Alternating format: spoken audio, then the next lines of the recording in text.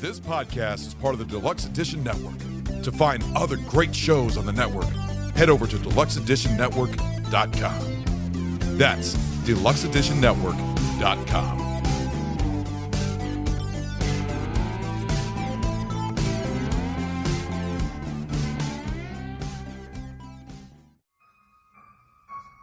Hello, this is Igoro, host of the Igoro Show, and you are listening to the Steve and Crypto Show. So keep your ears open and your mouth shut.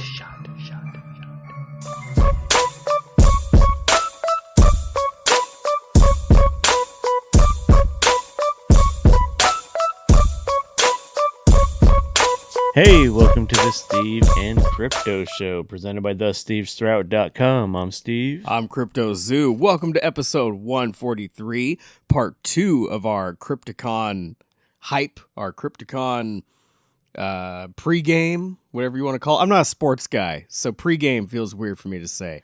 Pregame sounds like when you have beers before you actually get to the game, like the tailgate party or something. We watch scary movies before we go to Crypticon. That's our pregame. It's our tailgate party, right? Yeah. Perfect. Sounds great. Bring the liquid death. I don't drink beer. Yeah, bring something. Bring some coffee from Expedition Roasters. There you go. Yeah. Yeah, buy some coffee from them and then bring it to have with us. We might as well tell them where to get it and how to get a deal on it. Of course, you can head over to expeditionroasters.com and use the code SteveCrypto. You get yourself a little discount when you finally decide what flavor you're going to get or flavors. Make sure you use that code SteveCrypto at checkout.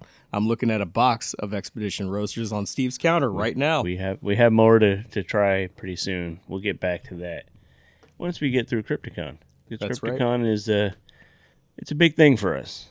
We usually do a couple previews, and then we do a recap episode, and it's going to be a good one. Should be a good show. We're going to meet Joe Dante, and who else is going to be there? Billy Zane and Barbara Crampton, and quite possibly our guest for today.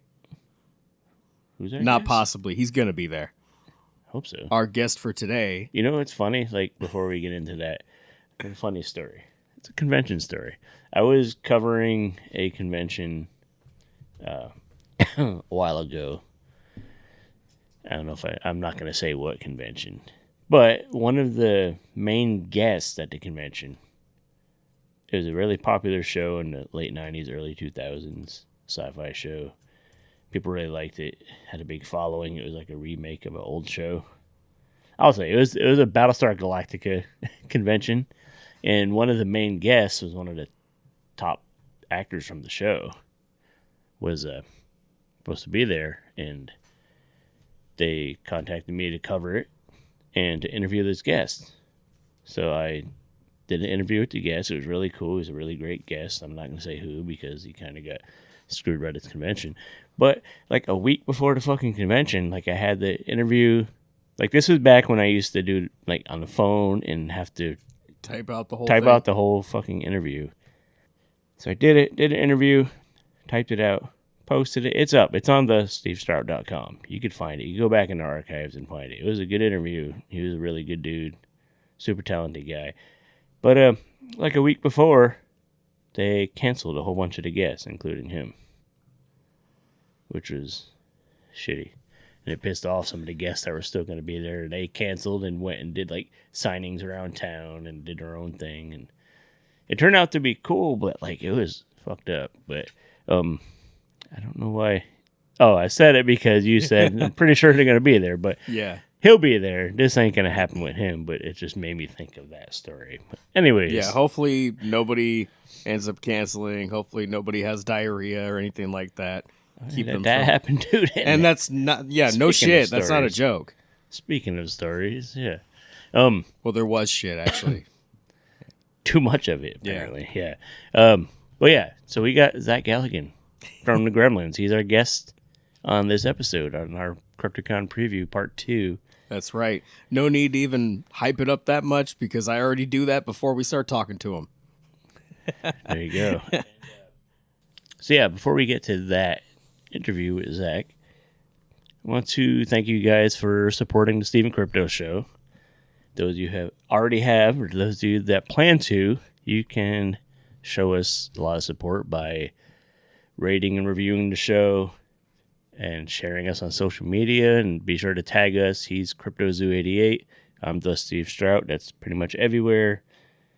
Go in the Facebook group, post something. If you're working on something cool, post something in there. If you got a movie coming, a book, comic, you're selling art, if it kind of falls under that pop culture or horror umbrella, put it in there. We definitely want to see it, and all the people in that group enjoy it too. If it's cool enough, I'm sure it's cool enough, but if it's extra cool and we have time, we might even want to, talk to you about it on this very show, on the 3-time Rondo Award nominated Stephen Crypto Show. So yeah, that's one way to support us. You can also get some merch. That's a cool way to do it, because then you'll look really fucking cool and support us. You know what you should do is, if you're in the Seattle area, you should hook yourself up with a Stephen Crypto Show hoodie and then wear that hoodie to Crypticon and sport it there. And then people walk by, they're like, what is that? What's that podcast you're sporting on your hoodie? Yeah. They're like, well, let me tell you all about it. Let me tell you all about it. And then they become friends and they listen to the show together. You become best friends and go do karate in the garage. Yep. And it might even get you laid. With our podcast on in the background. There you for go. both. For karate in the garage and while you get laid. Yeah. I mean, who don't want to hear this voice when you're fucking... You want to hear some poop jokes while you're, doing the deed? Doing the deed. So merch. Go to Etsy, search Stephen Crypto merch. It'll come up. We got t-shirts, tote bags, coasters, magnets, mugs. I think that's everything we got there. And that hoodie that he mentioned, that'll get you laid. Yeah, we have hoodies that'll get you laid, and we have coffee, mugs that'll make your coffee better. Yeah. Your life will just be better if you have Stephen Crypto merch. That's right. And so will ours, and so will our show, because all proceeds from everything go back into this crazy little goofy, off-the-wall, weird show. It's so weird, like, how well we, not to toot our horn, but how good we do at, like, promoting people and spreading the word about talented people and stuff. And we're, like, super passionate about it, but we're still kind of we keep it real, like, fucking goofball shit. Yeah. Like we usually do, like, that's us. Yeah, I mean, we got to have fun here. What's the point of doing the show if we're not having fun? Yeah, go fucking listen to NPR or something if you want to be bored listening to some... Are you trying to take a nap? Go interview. listen to NPR. There you go. Or anybody but us. Are you trying to hear about some fun horror movies that are coming out, some entertaining events and things like that? Hang with us. Yeah, just meet some new creators that you might not have known about. Yeah. Or, if you've been listening to us for a while, maybe some old friends come back that you thought were cool. Like, John Brennan's been here a couple times. We mentioned him last week. He gave us a big shout out, like 2 episodes in a row over on his show, which is super popular and really cool because I'm a fan of his show. It's kind of neat, like when somebody that you're a fan of showed you some love on social media and on their show and whatnot. Yeah. So that's social media, our merch, and we also have Patreon, which is probably the best way because we are able to give back a little more there because we try to put extra content there that kind of lets you into our lives a little more than we normally do here. We're not just about, scary movies and nerdy shit and being goofballs. Like, we actually do stuff with, with our life, like our families and our other shit. We have other interests, and we try to share them on there. Like, you've shared a few concerts you've been to. I've showed, like, gaming stuff. We've just had conversations. We spoil movies. We like doing that. Yeah. We like ruining movies for you guys. Ruin your great experiences. We just saw Godzilla vs. Kong last weekend, and we were literally the only 2 people in the theater. But it was the second weekend, and it's a crappy movie. Yeah. Did we do that on Patreon? No.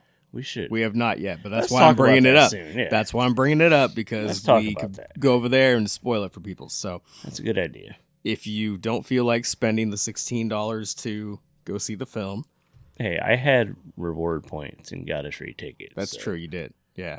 And I did get a kick-ass popcorn bucket and a cup It's from pretty that experience. bad that some of these movies that are coming out, the best part of the movies is like the fucking promo Yeah. things. Like, I you had know, that. the Ghostbusters, the last Ghostbusters movie, it was fine, but I think the fucking Ghost Trap popcorn bucket's cooler than the movie was. Yeah. Same thing with Godzilla, like the little, you know, the Godzilla bucket and special cup is cooler than the freaking movie was. Yeah. Yeah. I'm probably going to use that popcorn tin for like a garbage can at our new house or something like that. But I was looking at it today because I just cleaned it up and I have it sitting on the counter, and I thought, yeah, that movie wasn't that great, but I do like the popcorn bucket. It's a nice color. It's like a bright purple and yellow. I think they're gonna do that. You're gonna get really cool promo things for movies that they're like, I don't know. Yeah. I don't know. Except the exception is Dune 2. Dune 2 is a phenomenal movie. And you like the popcorn bucket, huh? But like, I was like, how could they like, you can't put out a cool bucket cooler than that. Except maybe they did. Deadpool's on the way as well. Did you see? I saw pictures of people with like T-shirts that said, "I'm just here to fuck the popcorn bucket" and stuff. Like the Dune one looks like something that you can have That you may or may not. relations with. that warm Possibly. that warm popcorn butter and yeah. Sir, Anyway. why are you asking for so much butter? Usually they have to put out cool promo stuff to make up for the shitty movie. That case they didn't, but they're like, here, just fuck your bucket. You know, here's a good movie. Fuck your bucket while you watch it. Like, I'm seeing a connection here. Dune came out, and then like a week later, they removed the self-serve butter thing from all the theaters, Yeah. and now you have to ask for it behind the counter, mm-hmm. and you're gonna be ashamed when you're like, more, You know, exactly. More. Like, we know what you're doing with the little butter. more. We know what you're doing. Can I get some more?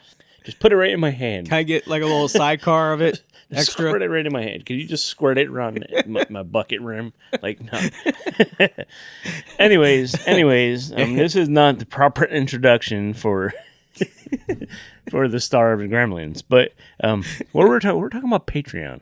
We're trying to encourage you to go to our Patreon and support us. Don't eat out of your Dune popcorn bucket after midnight, Yeah, there you go. or don't do other things to it after midnight. Don't get it wet, and Yeah. or do get it wet. And that's the point of it. What were you saying? So Patreon. If you go to patreon.com/SteveCrypto, you can go there and pledge as little as $1 a month to as much as you want to keep the show going and keep us talking about doing inappropriate things to popcorn buckets and all kinds of cool stuff like that. Yeah, if you guys contribute enough, we'll just keep this kind of content over there on Patreon.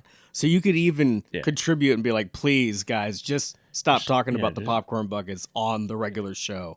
Or Keep it over there on Patreon. You contribute enough, I'll just shut the fuck up altogether. Yeah. Which that's Just probably give 'em- that's probably really appealing to people right now. They're like, Give them a recorded block can I of just afford? nothing. that's the best I can afford. Here's a new episode. It's just an hour of silence. What'll it take to shut him up? But anyway, It starts with, you paid for this. Enjoy. Yeah, welcome to the Steve and Crypto Show. They'll just hear my neighbors fucking playing the music too loud, and Money well spent. I wish they would shut the fuck up. I wish I could pay for them to shut the fuck up, to be honest. Hey, Patreon. Patrons, Do your neighbors Chip listen to in. this We'll- show at all, do you think? portion of the proceeds from Patreon will go toward shutting my neighbors the fuck up. And And to the lovely neighbors that are listening to this show right now, they're not. They're probably down there plotting my demise. as you're plotting theirs. No, I just want them to shut up. I don't want them to die. But anyhow, patreon.com/SteveCrypto.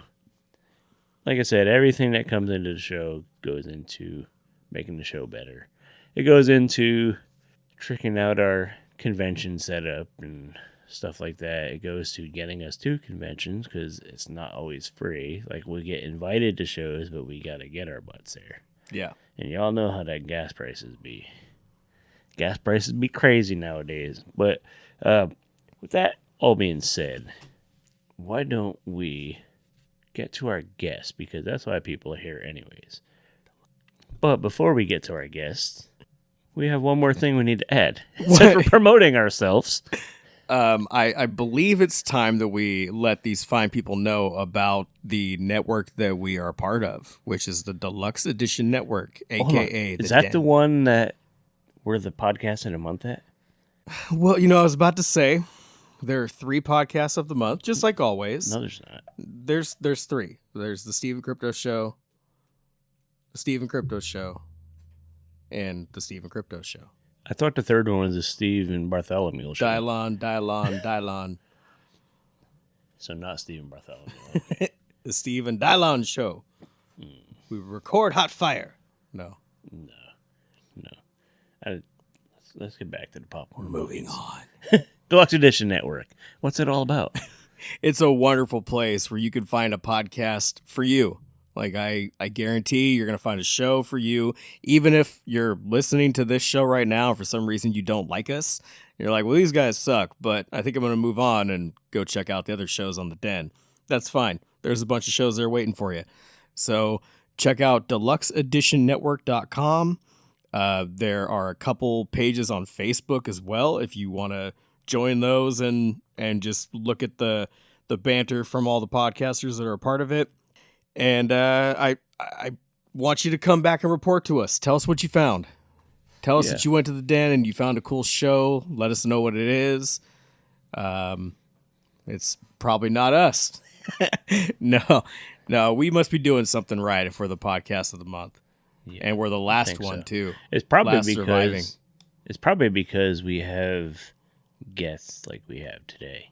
Yeah. Who is that guest again? So, if you've been living under a rock or you just don't watch wonderful movies and you need a little reminder of who this gentleman is, then we'll tell you. So, this guest coming up next is going to be one of many people you can find at Seattle Crypticon, May 3rd through the 5th at the Doubletree Hotel. And we'll be there hanging out as well. So come say hi to us. Come say hi to this next guest in line. But before that, I want you to listen to this chat with Zach Galligan from Gremlins 1, 2, and many, many other things. I'm Mr. Lobo of Cinema Insomnia, and you're listening to the Steve and Crypto Show. Or are you? Hello there. You're listening to the Steve and Crypto Show, and we are here with a very special guest that we have been excited to chat with for a little while now. You may know our current guest from great films and shows like Gremlins 1, 2, Secrets of the Mogwai, Hellraiser 3, Waxwork 1 and 2, Bad Candy, Madness in the Method, Hatchet 3, Law & Order Criminal Intent, Star Trek Voyager, Tales from the Crypt, and a short film from last year titled Honk, along with many other things. He'll be at next month's Crypticon in Seattle, waiting to meet the attendees. All of you guys that are showing up, you definitely want to go by this guy's table and say hello. We're here with Zach Galligan. Hey guys, how are you? Great. Yeah, pretty good. So to not take too much of your Sunday morning, let's just jump right in with the... Yeah, sure. Jump right in. No worries. Sure. Would you like to kick us off there? Yeah. So I know in your early days as an actor, you were featured in a TV movie and a ABC after school special, like even before Gremlins. Now, did these roles have a hand in eventually helping you get the lead in a film like that? Did they help prepare you for taking on such a big part? I mean, anytime that you can get some prior experience before you get a film role like Gremlins that's going to expose you to everybody, the better, I mean, one of the terrifying things about shooting Gremlins was when I had done some of the earlier stuff, like the ABC After School Special that you mentioned, A Very Delicate Matter. I also did a TV movie with Roy Scheider and Lee Ullman called Prisoner Without a Name, Cell Without a Number, stuff like a soap operas, Another World. All the stuff that I did before Gremlins, I never had the feeling like, oh, everyone's going to see this. You know what I mean? Like everybody and their aunt and uncle is going to see this. Like if you get the lead in Dune, like Timothée Chalamet did, you know everybody's going to see it. Yeah. Do you know what I'm saying? It's like you just know it's going to be something where you're going to be judged and you're going to be exposed, and you kind of better bring your A game. With the other stuff, they were mostly just jobs. You know, they were like, okay, I've got a supporting part. Like in the Roy Scheider, Lee Ullman thing, it was great. I was a little nervous, obviously working with people like Roy Scheider, but everyone's gonna be looking at him. They're not gonna be looking at me. I'm just his kid. I'm just playing his son. I'm 18. It's not gonna be like, it's not gonna be, the focus isn't gonna be on me. So yeah, doing as much as I could have before I got a big role like that, I think was absolutely crucial, because if I had just gotten Gremlins as my very, very, very first thing, I would have crashed and burned, because I would have had essentially no idea what I was doing. I didn't have that much of an idea of what I was doing to begin with, but at least I had kind of like an outline that I could follow, so I wasn't completely lost. Right. And your nerves will probably calm down a little bit too by that point. You've been behind a few cameras and yeah. Sort of, but you're also, you get the job, right? You're working for Spielberg. He hired you, so that's a big confidence boost. But then you start thinking to yourself stuff like, well, what if he made a mistake? It's just a 3-page scene. Just because I could do a 3-page scene with Phoebe Cates and act like she's gorgeous because she is gorgeous doesn't mean that I can carry a movie, Right. So you start second, or at least I'm only 19 years old. I have like 4 or 5 credits. I'm completely second guessing myself the first 10 days that I'm doing the movie, and then finally, one of the grips, I can't even remember who it was, just one of the guys who moves the lights around, says, hey, Zach, how you feeling today? I'm like, oh, just clenching my teeth, moving forward, something like that. He's like, what are you nervous about? You're doing great. I'm like, oh, thank you very much. Appreciate that. I go, I don't know. I'm always nervous I'm going to get fired. And he looks at me and he goes, dude, this movie has like an $11 million budget. They're 10 days in out of 70 days. That means like they've spent a seventh of their budget. Like they couldn't possibly afford to fire you now that they're on day 10. Right. So you're clear. And I'm like, really? And then there's another grip next to him just going like this. Uh-huh. And I started chewing gum and I was like, so you mean I'm safe? It's like, dude, if you were going to get the axe, it would have happened a week ago. I was like, yes. And I got so excited and, basically relaxed.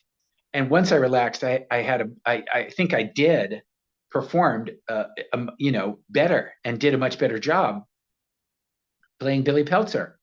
And then, of course, 2 years later, to my absolute horror, I hear that the original actor from Back to the Future gets fired after 6 weeks. And I'm like, oh my God, the Grips had no idea what they were talking about. None. They could have fired me at any time. But they gave me enough of a false sense of security, and it was a false sense of security, for me just to relax and go and have a good time for the rest of the shoot. They were just talking out their ass.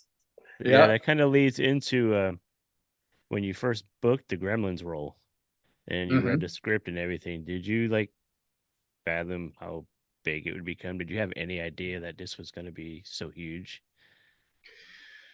Well, one of the things that a lot of people don't know is that I auditioned for Gremlins, and then when I got the role, I was like, that's fantastic. Can I read the script? And they said, no, you have to accept the role.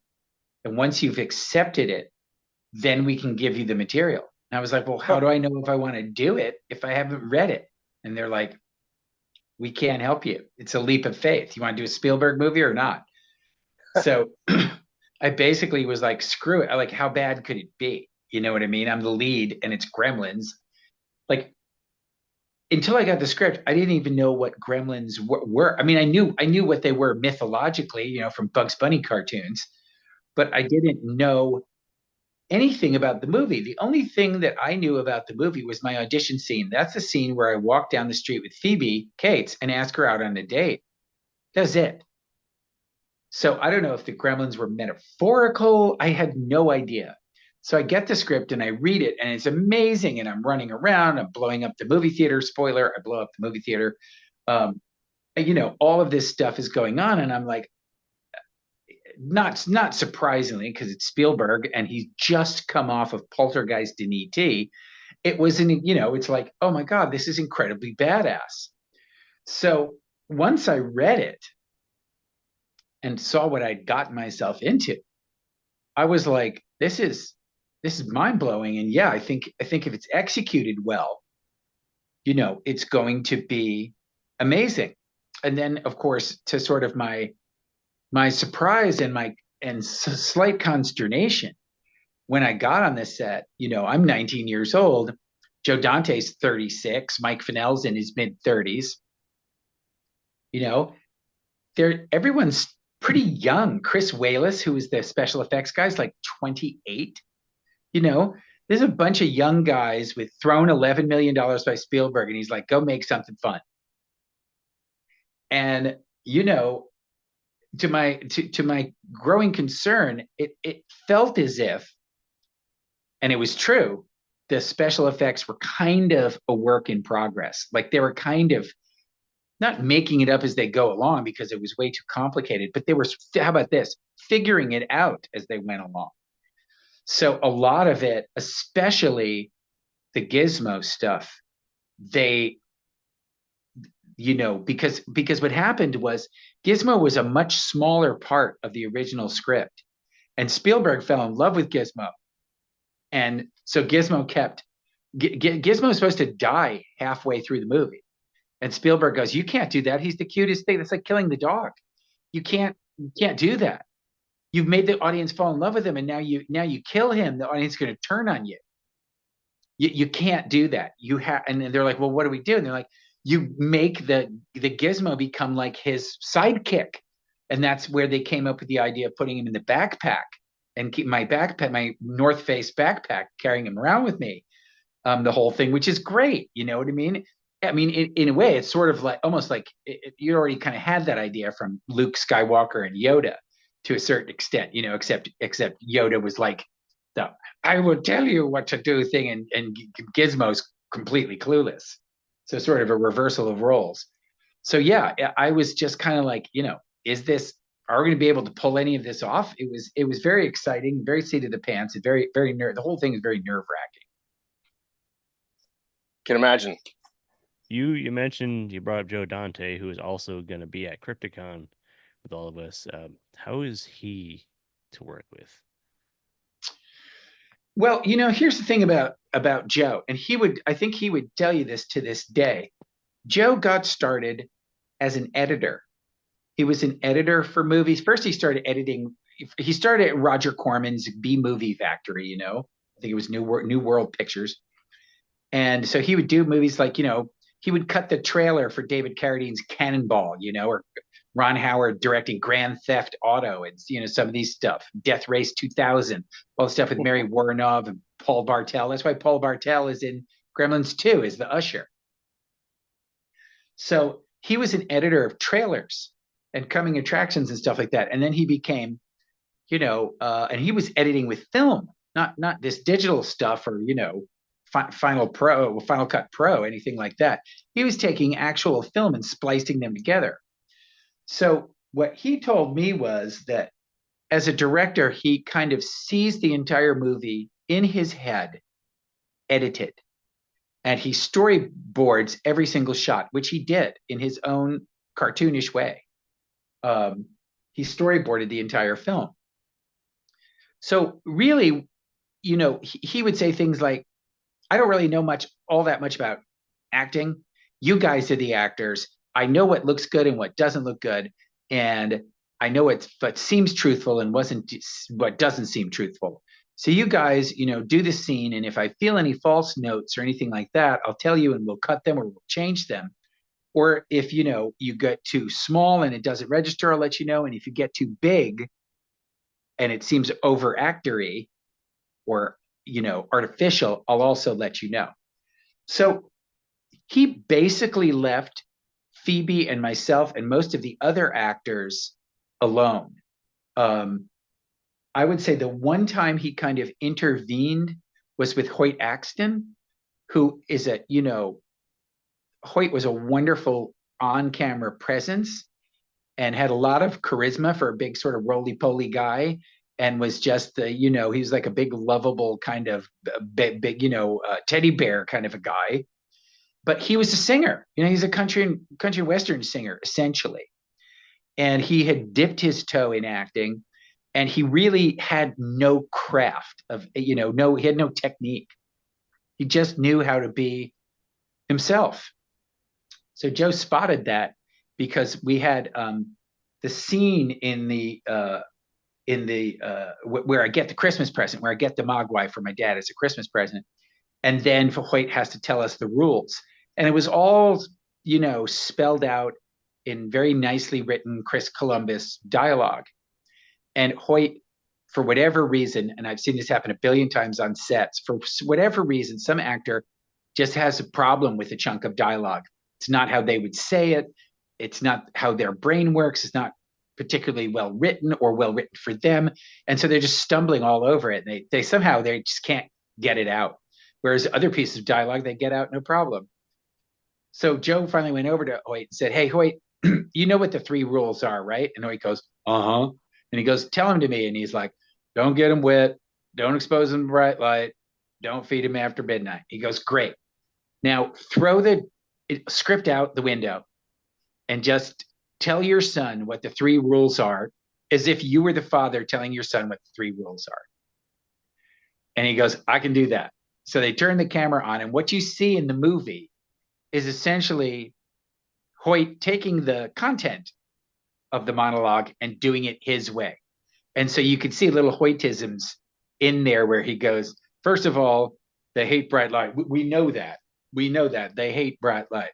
But even more importantly," and none of that is scripted. It's all just Hoyt doing his thing. So Joe was very good at stepping in and helping actors when they were struggling. But I don't think if you asked him, he would call himself an actor's director. He was much more an actor wrangler, and an editor. And so he was all about shot selection, and we need the first 5 lines of this shot, and then the next 10 lines can play on the close-up kind of stuff.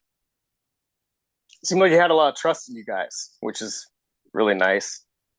Well, I'm reading this book by a director named Ed Zwick, who's a very good director. He did Legends of the Fall, Last Samurai, Blood Diamond, etc. And he says, one of the key things about being a good director is hire the right actors for the part, and then step away and leave them alone. So it's like, they can do it. You pick the right ones, super talented people that are the correct for the role, and just watch what they'll do. They'll surprise you, and they'll find stuff that you hadn't even occurred to you, because their script analysis and everything, and their way of seeing the thing, and sometimes it's wrong, but most of the time with the great ones, this guy Ed Zwick's also worked with Denzel Washington a lot in Courage Under Fire and Glory and The Siege. Those are 3 pictures right off the bat that I know he directed. And he's like, just let Denzel go. You're not going to tell him anything. You're just going to give him the correct atmosphere where he can do his thing. Now, I'm not Denzel Washington, but he was, Joe's philosophy was the same, which was, get the people who are right for the part and leave them alone unless they really, go astray. Right. So that actually brings me to something in Gremlins too. Because I know there's some cameos in that film, and he probably didn't have to give those people too much direction other than the small little bit that they had. Now I know you worked directly with Christopher Lee. You had a scene or 2 with him. John Astin, I believe, was just kind of on his own. I don't know if you were in that scene with him, because he was like repairing the water fountain. And then Hulk Hogan was there as well. Did you get to like Speaking rub of great elbows with these actors, right? guys? Yeah. Did you get to kind of like rub elbows with these guys at all, even though you didn't have direct scenes with them? Did they offer you any good advice for acting, anything like that? Well, unfortunately, like you said, in both of those situations, I was not on the set that day. I was off that day. Okay. So I never met Hulk Hogan. And quite frankly, at the time, I didn't really, at that time, at 26, being sort of an East Coast kid, like wrestling was something that I watched in the 70s, when I was growing up on public access TV with very, very like young 22-year-old Vince McMahon. And I would watch Bruno Sammartino, and stuff like that live from Madison Square Garden before there was a WrestleMania, like all the 70s stuff, Mil Mascaras and the Mexican wrestlers with the masks, really, really early stuff. Yeah. So I kind of like, I loved it as a kid, but as I got into my teenagers in my 20s, I kind of started to think it was like silly. You know what I mean? So by the time that Hulk Hogan came around and WrestleMania came around, I'd sort of been through that phase and had stopped watching it and thought it was the same thing, even though it had evolved a lot. Mm-hmm. I thought it was still like sort of 70s stuff. You know what I mean? Yeah. And so I knew who Hulk Hogan was, but I didn't really have any interest in him at that time. Now, of course, there are so many things that have happened that I go back and I kick myself about. Like, perfect example is later in life, I really got into outlaw country music, like Willie Nelson, Waylon Jennings, Johnny Cash, all that stuff. I didn't really appreciate it when I was about to say when it was on the radio in the 70s, but it wasn't on the radio in the 70s. It was on country stations in the 70s. And I can remember a time when Hoyt said to me, "Hey, Zach, I don't know what you're doing this weekend, but we're having a bunch of people up at my house.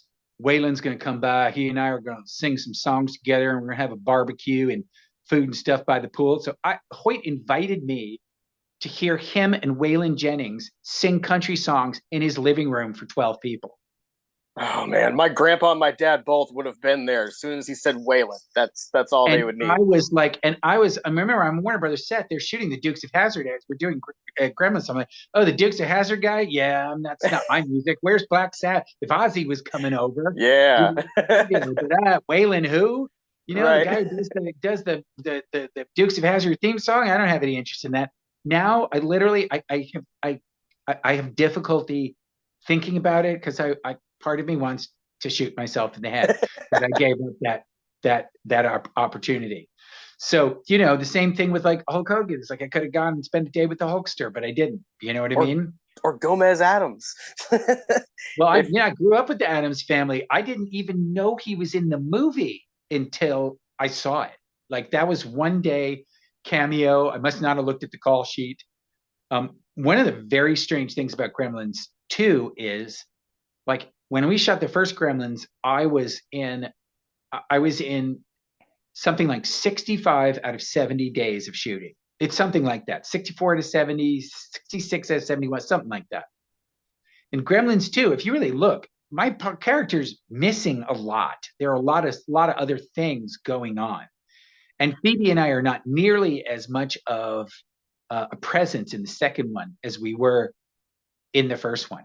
So I shot like every day for 4 weeks. And then I remember I had like a 6-week gap where I left and came back and started shooting again. I've never before or since, because I've never done TV series. So I've never been like a Game of Thrones regular where it's like, oh, we've done season 1, see you in 8 months, and where we play the same person again. I've never done that. So for me, it was a very strange thing. It's like I got in, I'm all into the character. I'm working every day. I leave and now I got 6 weeks off. Summer of 1989. I like went out to Long Island. I got suntanned. I got sunburnt. I peeled, the skin peeled off. I got pale again. I came back. I walk in 6 weeks later. They're still working. They're still in the middle of shooting it. And I'm like, what? Like it never happened to me before since. It was very weird. And I was like, oh, I got to get back into like this thing again. And of course, I've had 6 weeks off in the sun. They've all been working 16-hour days. I remember too, Joe Dante, he was kidding, but it's like I walked back in and I was like all, tan, rested, and ready, to get back to work and full of energy. I'd had like a huge vacation. They were all exhausted. And I walked in, I was like, hey, everybody. And Joe was like, look who's decided to grace us with his presence again. Right. Hey, it's not my fault I had a 6-week break. I didn't make the schedule. Welcome back. It was hilarious. So there was a lot of stuff that happened on Gremlins 2 that I just wasn't privy to because I was like back on the East Coast with my family. Okay. So that must have been a tough, that 6-week window. It must have been hard going from the time between the first Gremlins and, you did a bunch of roles in between there, then Gremlins 2, like how readjusting back to being Billy again. Was that a whole nother process becoming him again?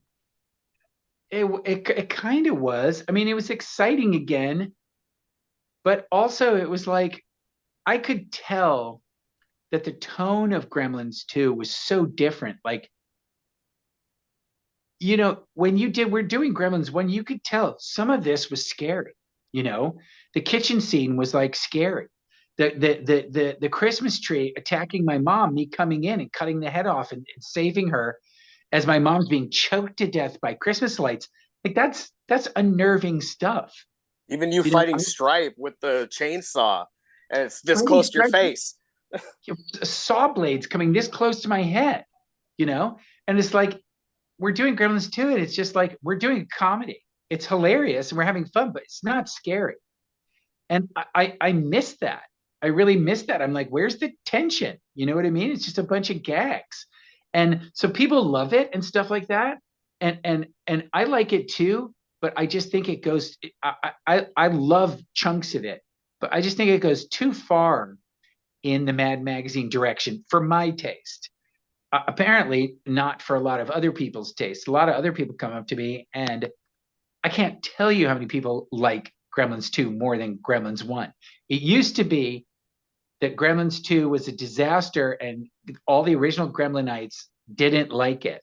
And then what happened is so long has passed since then that an entire generation, mostly 35 and under, discovered Gremlins 2 first. They saw Gremlins as a hilarious thing. And then they went back and saw the first one and they're like, ooh, this is really mean and mean-spirited and dark and nasty.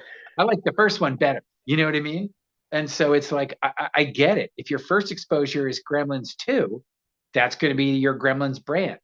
But that wasn't my first exposure. My first exposure was, in my opinion, seriously, some of the greatest balancing of scary and funny, in horror history. The tightrope that Joe Dante manages to walk, and Jerry Goldsmith too with his music, between making it like a perfect example is when Mrs. Deagle gets thrown through the window. It's sick and it's like, oh my God, that's brutal and horrifying. And then the Gremlins start laughing and then you're like, ha ha ha, it's that cartoon. Yeah. You know what I mean? And it's like, and so you also hate her. So you kind of go, well, I'm glad she's dead. She was bitch, or I hated her. She was a dreadful person. You know what I mean? And so it's like you hate her and you're glad she's dead, but you're horrified that she's glad that she's dead. I mean, that's a lot of complicated emotions happening all at once in a popcorn movie. Yeah. Yeah, it's kind of like Looney Tunes come to life in a way, sort of. I'd say my opinion on Gremlins 1 and 2 matches yours, as the original is one of my favorite films. It's a great entry-level horror as well. Like, I mean, I've shown it to my 7-year-old. He watched most of it. The attention spans aren't quite there these days, but he watched most of it, and we'll revisit it again later. And I did want to ask you real quick, related to Gremlins 2. Did you happen to see the skit from Key and Peele years ago? Of course, sure. Jordan runs into the office room or whatever, and they're all having the they're talking about like the next movie that they're going to do, and he pitches Gremlins 2, what it's going to be. And they're like, yeah, Sure. that shit's not going to happen. Sure. Yeah, that was pretty ridiculous. I got a kick out of that. So last year we finally came back to more Gremlins. We did further into the lore with Secrets of the Mogwai. How was the voiceover experience for you and stepping back into that world again as a new character and just in a different way? Well, I mean, so much of it, is indistinguishable really from the pandemic, because I did my dialogue in June of 2020. So it was like literally, you could argue, the thickest period of the pandemic. All the sound studios in Atlanta where I live, they were all shut down. So the way I had to do my voice performance was I had to take a closet that I have underneath my staircase, and I had to cover the closet with blankets so that the sound quality was good.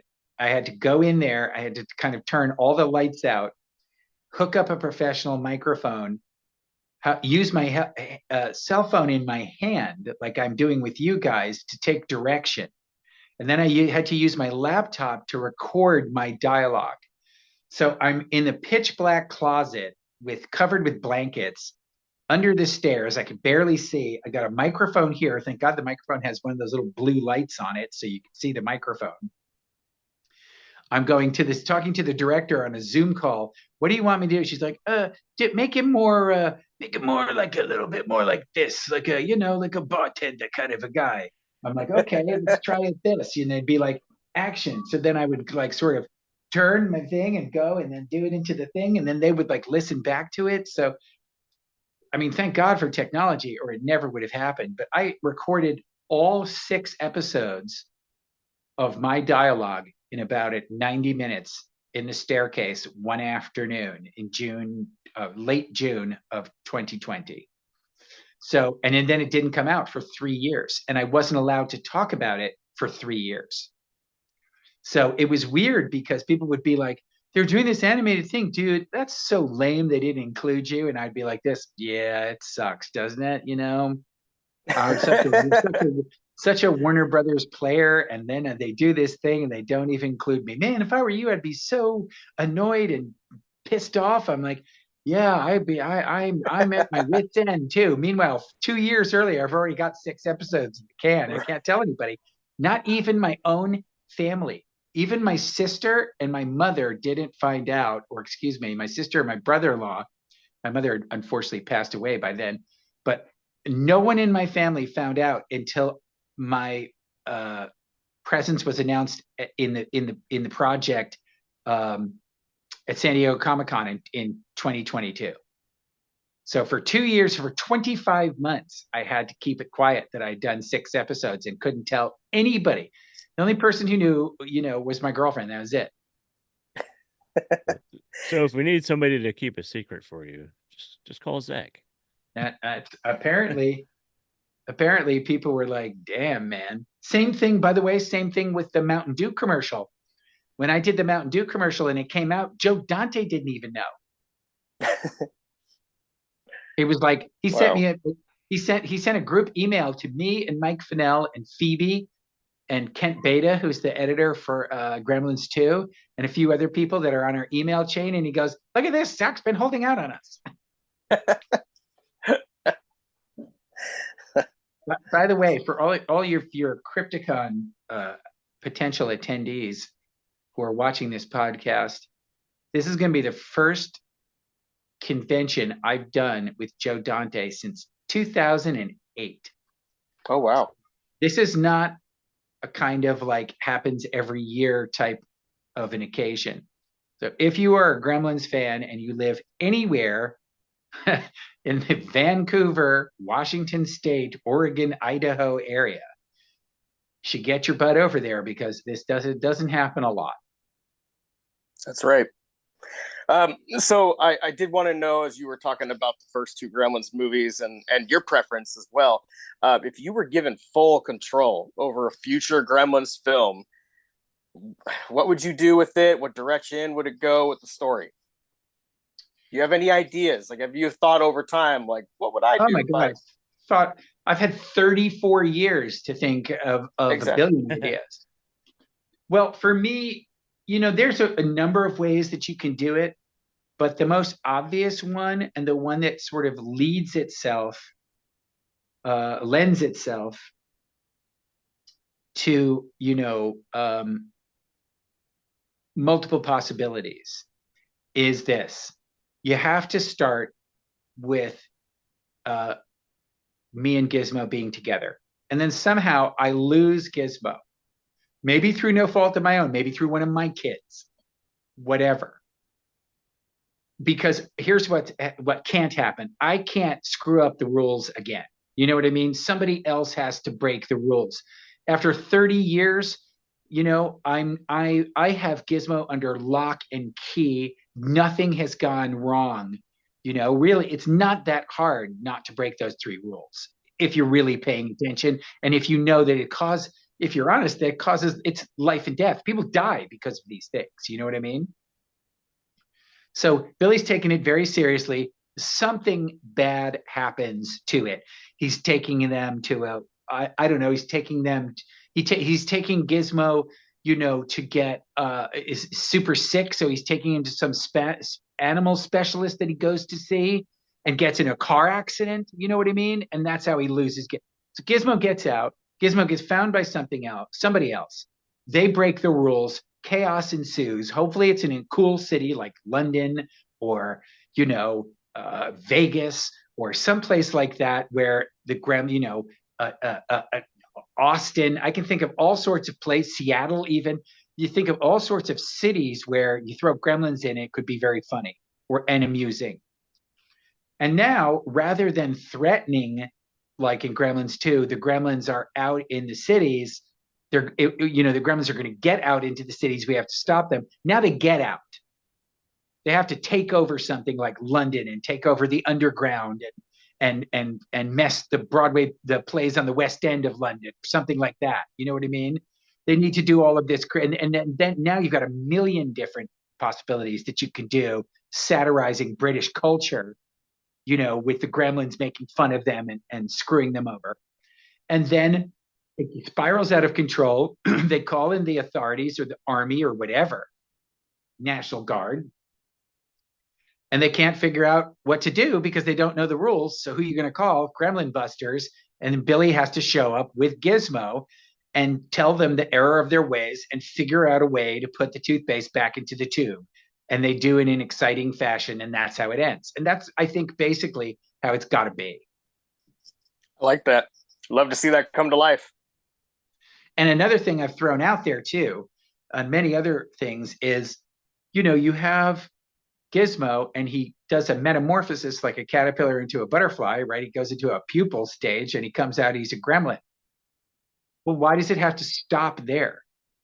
Why is there just because there's one stage in a caterpillar doesn't mean that there has to be one stage in a gremlin.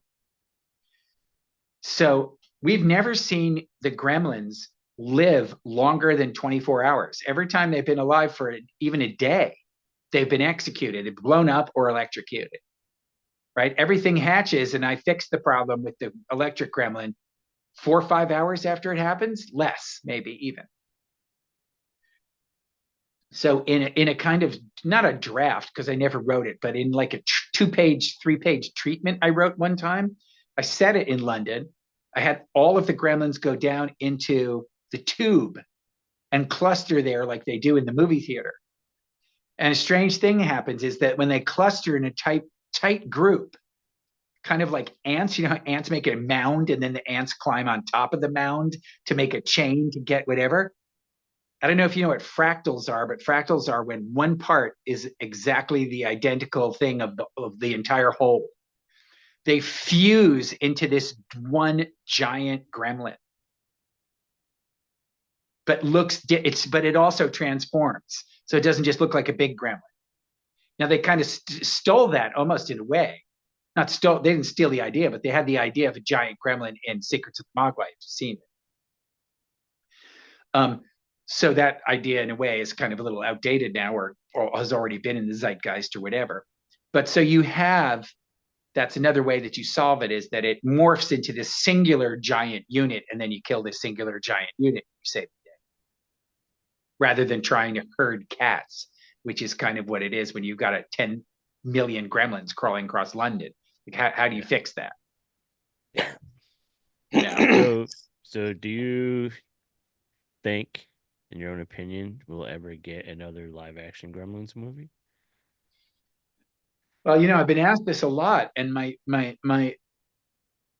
mean, part of me always thinks no, but a huge part of me now just says this: why would a huge corporation, first of all, they've remade and redone and revamped everything. Look, Ghostbusters Frozen Empire, they're already on their second revamp of the Ghostbusters thing. They've redone and brought back to life every major property that they've had. I know for a fact that Warner Brothers has to have spent on the Secrets of the Mogwai. Now, don't forget, you've only seen one season. They've done 2. So they've done 20 episodes of an animated series. I don't know how much you guys know about animated series, but they're very expensive to make. And my guess is that they probably spent somewhere between $1 million to $1.5 million per episode. So that's upwards of 30, and that's not counting advertising, you know what I mean? Promotion. I mean, they flew me and a bunch of the cast members out to San Diego Comic-Con, put us all up. That costs money too. You know what I mean? Right. They spent $25 to $30 million on this animated series. Why would they throw $30 million away if that's all they were going to do? The whole point of Secrets of the Mogwai seems to me to be to get the 13 or 14 and under set demographic familiar with Gremlins mythology. That's literally the only purpose it serves, and to be fun and engaging. And to be fun and engaging, but it's a reminder. Hey, remember this? It was fun. It was engaging. There were 3 rules. Oh, snap. Have you not seen the series? Here's a 4th rule. And so it's just, you can't just throw out a live action movie on a population that hasn't seen one in 34 years. Half your audience wasn't alive. 2/3 of your audience wasn't alive when Gremlins 2 came out. So they have to do this rollout thing where they here's season 1, now watch it. Here's season 2, now watch it. Everybody got it? People like it? Okay, now if we do a movie and it bombs, at least we have the cover your ass thing of we gave them 2 seasons and tried to get 14 and unders into it. Well, if they didn't show, they didn't show. Don't blame me. We did everything at Warner Brothers we could. Yep. And that's what people in corporations, if you think about it, Warner Brothers Discovery, it's close to $1 trillion corporation. That's a lot of money. So you have a lot of people at the top covering their butt all the time because nobody wants to take the fall in life for a failure. Nobody does in any industry. So you always kind of want to have some sort of plausible deniability. And so it's well, we did 20 episodes. What more do you want from me? So I kind of think, I think we're probably closer than ever now to a live action one. I mean, I don't think Mark Hamill, I don't know the man, but I think if you asked him on his 60th birthday, do you think there's going to be 3 Star Wars movies? He would have said live action Star Wars movies. He would have said, what are you, out of your mind? And then lo and behold, they take him and Harrison Ford and Carrie Fisher out to lunch. The next thing you know, you got 3 more movies. I don't think he had any idea that was coming. Well, if you have an idea that some new movie's coming, you're sure going to keep it under wraps and not tell anyone for a long time. Yeah. Well, that's true. But that's it's true. safe with you. That's true. But what's so ironic about it is, ironically, I'm always the last to know. Because when we did Gremlins 2, they had done pre-production on Gremlins 2 for a solid year. And then they called me in February '89. They're like, hey, do you want to do Gremlins 2? And I was like, what? Yes, duh. Are you crazy? Of course. And they're like, okay, we start shooting Memorial Day weekend. I'm like, Memorial Day weekend? That's in 3 months. Like I had 12 weeks notice for Gremlins 2. Like, how Yeah. about letting me know 8 months earlier? Maybe I would have gone to the gym for 8 months and ended up looking like Jeff Goldblum in The Fly. You, At the you know what I beginning, mean? right? At the beginning of The Fly, not at the end. At the, Yeah. well, I don't. You want to strive for the guess ending what? look. I would have settled for the end of The Fly too. You know? Kind of to go backwards a little bit, how did your whole acting journey begin? I know it's probably a long Well, thing, but do you have it a is short very long, version? but I can give you this. I can give you the super short version. Super short version is I'd always done a lot of plays and the theater. I did school plays at my high school collegiate school in Manhattan. And because I was in Manhattan, that was very much kind of a place where casting directors went first to scout because most of the roles were for very, preppy boys like me. Or if you look at the zeitgeist of movies, the late 70s and early 80s, a lot of them, it was like basically one or the other. You were either Matt Dillon and you were the tough street kid. You were like, hey, what's up, baby? You were either that, or you were like the hi mom, hi dad. Wow, I just aced my calculus final. You were that guy. And so my school was like the perfect place to come and find, hey ma, guess what? I aced my AP history exam, And so I was doing plays, and this casting director came in, had me try out for a movie. I didn't get it. She thought I had promise. She called me in for another one. She had taken a Polaroid of me and written my, statistics down on a piece of cardboard that you get when you get a shirt back from the laundry. And she had a file cabinet full of, uh, cardboard things. And she called me in for this movie called Tempest, which is being directed by Paul Mazursky and had John Cassavetes and Jenna Rollins and Susan Sarandon. And my very first professional audition, really for any director, was for Paul Mazursky in the room with Phoebe Cates and Susan Sarandon, 1981. And so I was like, absolutely, like I'm back there in the room with them right now, and I'm just so stunned. I was just, I guess, gobsmacked is the word. And I came very close to getting this film. I didn't get it. And afterwards, the casting director said, you probably do this for a living. And I said, I have no idea how to do this for a living. And she's like, well, put your mom on the phone and I'll talk her through it. She did. My mom said, I have 1 year to be successful. And if I'm not successful, she's not going to have a son saying, do you want fries with this? And working at McDonald's, if I'm an actor, she just was like, you're going to go and, you're going to be a doctor or a lawyer or a marine biologist or whatever, but you're not going to do this nonsense. Even she goes, I've seen you in plays. You're very good. You have nice talent and everything like that, but this is not a real profession for a real human being type thing. She gave me 1 year in which to do it. And so I spoke to Juliet. She got me an agent just by recommending me. And I started going on auditions, and I got my first part in 30 days, got my first lead in a movie in 10 months, and I got Gremlins at almost exactly the 2-year mark. And the rest Take that, mom. Take that, mom. The rest, they say, is history. Kind of like the fast track to being it, huh? So I don't know if it's safe to say that Billy might have been your favorite role. Probably it's obviously the most successful, but what has been your personal favorite? Maybe outside of Billy. Well, I mean, there are a number of things I've done that I'm fond of, where if somebody said to me, somebody came to me and said, I've seen the Gremlins movies. What else should I see that you've done that you like? And so there are a number of things. I did a very kind of like sleeper movie called Psychic, where I play a psychic with Catherine Mary Stewart and Michael Nouri. That's a tough one to find. It's basically sort of a VHS bargain bin one back in 1993. I was very happy with that one. I think my best work as an actual dramatic actor is in a TV movie called Surviving Family in Crisis, which is actually on YouTube in a wonderful, wonderful copy because it has all sorts of rights issues. It probably shouldn't even be on YouTube, but they put it on YouTube during the pandemic and it's racked up. The last time I checked, it was like, I don't know if you guys are in front of a computer, you go to YouTube and type in surviving family in crisis, but you'll see it's at something like 1.3 million views.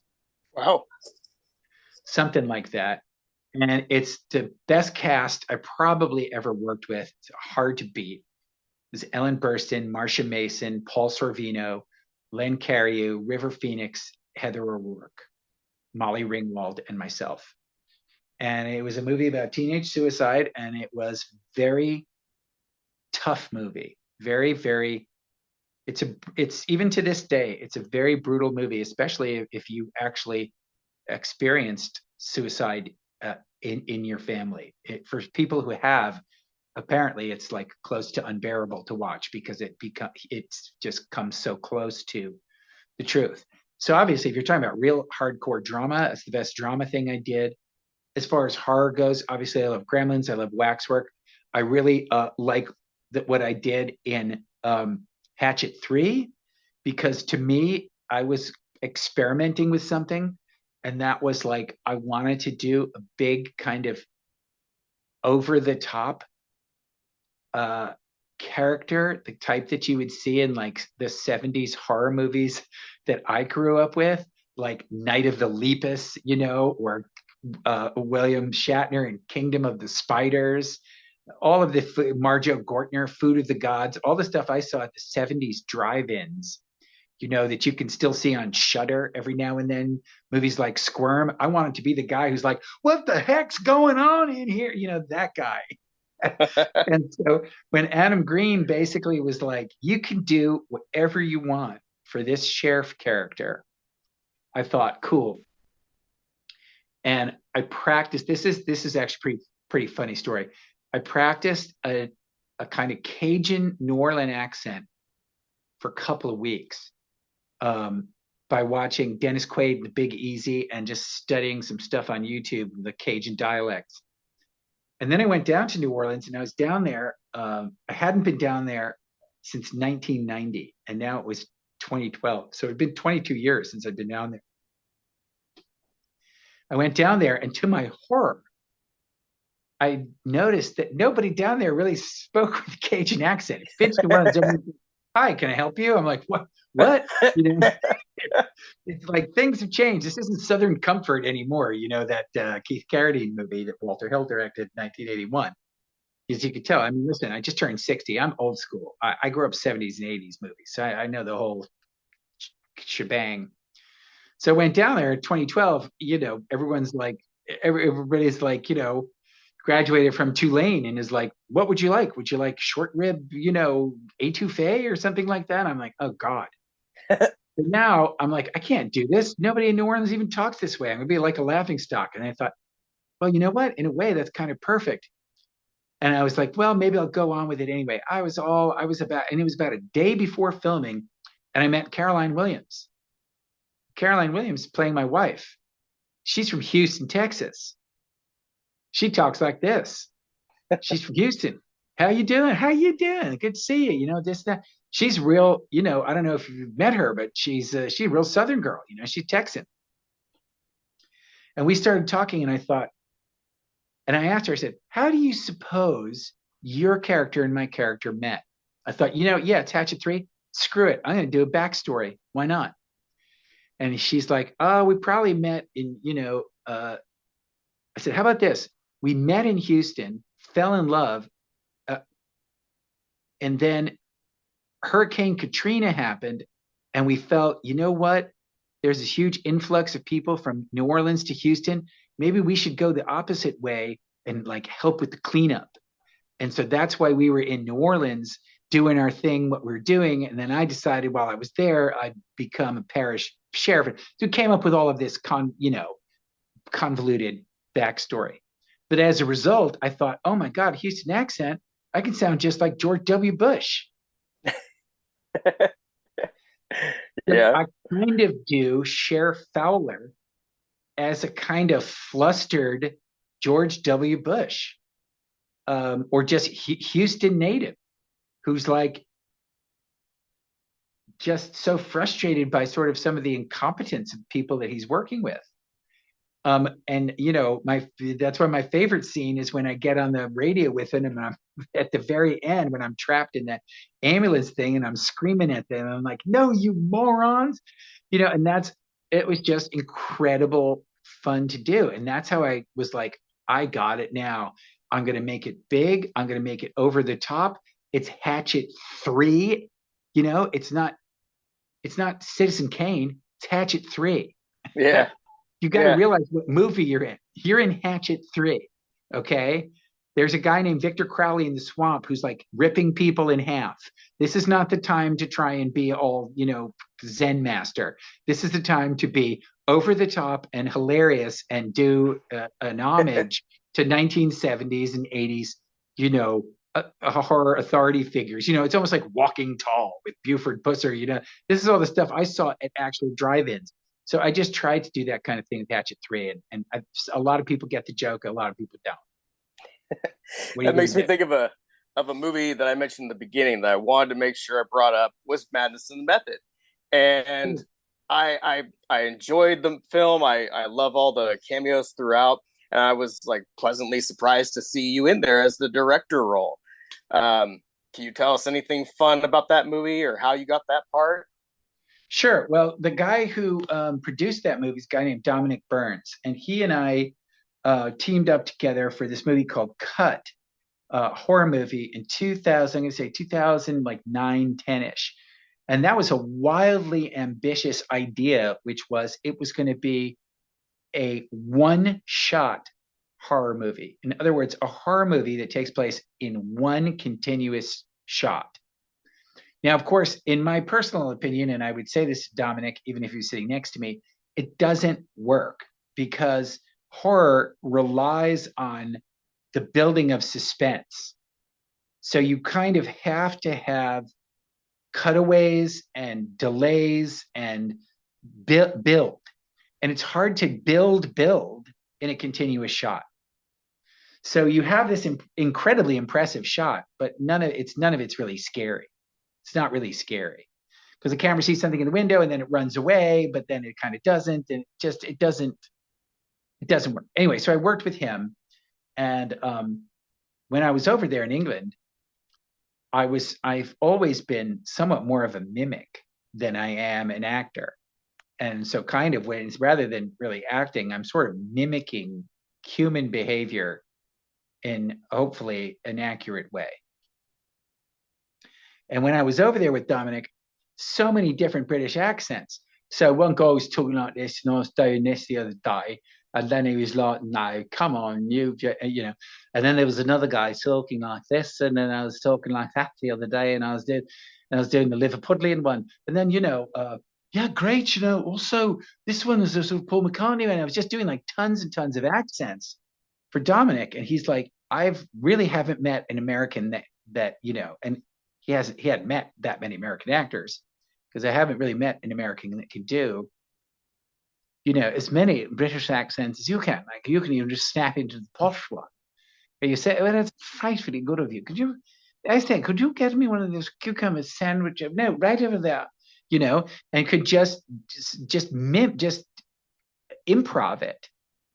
He would say, I would do things, he and I would go to a restaurant together and I'd say, I'm just going to be English today. He's like, where are you going to be from? I'm going to be from Manchester, something like that. So I'd go and I'd do the entire meal, ordering and everything like that, talking to the waiters and stuff like that in a Mancunian accent, stuff like that. So eventually he said, I'm doing this movie. We're shooting it over in England. Why don't you come over and play the director? And you can do an English accent. You pick whichever one you want.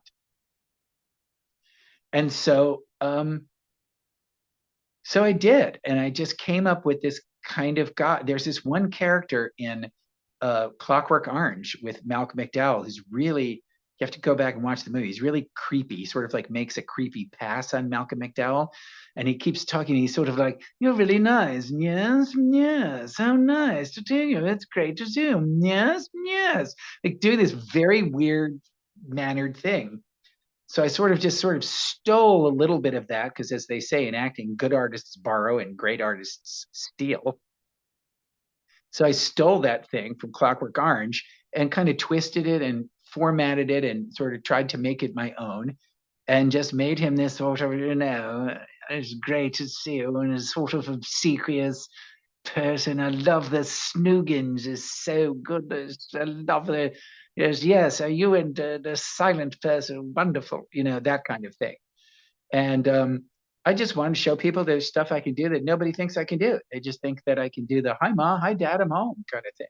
Yeah, it was nice. I mean, I just kept seeing like, oh, there's so and so, there's that person, and then seeing you in that role, and then when you started talking, it was like, oh, there's another surprise. Yeah, it was nice. So yeah, you kind of show you've done horror, fantasy, drama, comedy, just basically everything. You showed like a real versatility as an actor. What probably is your favorite genre to delve into for a role? Well, I mean, I'm not really, it's kind of like, when people say like, what's your type of woman? Like, I don't have a type of woman. You know what I mean? Just like I don't have a genre that I go to. I love interesting stories, with interesting actors. And I love working with other actors. I love working with other creative people. And I also have been like, when I did Bad Candy, for example, that was just 2 days of myself and Corey Taylor in this abandoned radio station in Milledgeville, Georgia, which is about 2 hours from where I am, in the middle of frickin' nowhere. And, I did that movie for one reason. That's because I was going to be working with Corey. And I just thought that I wasn't even that huge a Slipknot fan. It was just that I thought that him being in that movie would give it a lot of visibility, and that him and I together would give it even more visibility. And I was just kind of convinced that I just kind of said this to myself: anybody that can get up and sing in front of, 400,000 people like he did at some Brazil festival, anyone who's got that kind of confidence level is going to be an interesting performer. Maybe they won't be a smooth, polished actor, but they will have something. They'll have a lot of presence, and they'll be directable, and you'll be able to get something out of him. Just like with Hoyt.